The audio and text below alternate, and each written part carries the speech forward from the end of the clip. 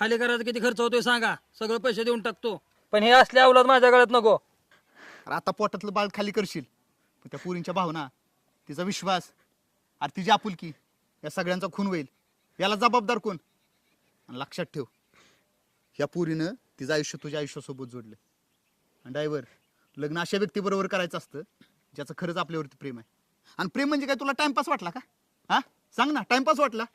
आणि मला सांग, उद्या जर ही पोरगी कोर्टात गेली आणि तिने जर तुझ्या विरोधात तक्रार दिली, तर 376च्या केस खाली अख्खी जिंदगी तुरुंगात जाईल तुझी.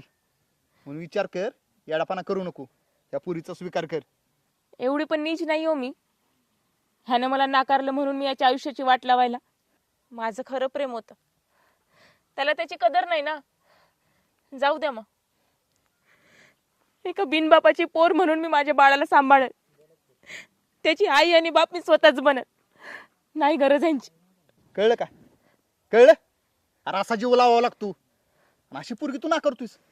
पारो, चुकलं माझं, माफ कर मला, परत असं होणार नाही माझ्याकडनं. मग कदम, हा. चला कुठे? मंदिरात, मंदिरात?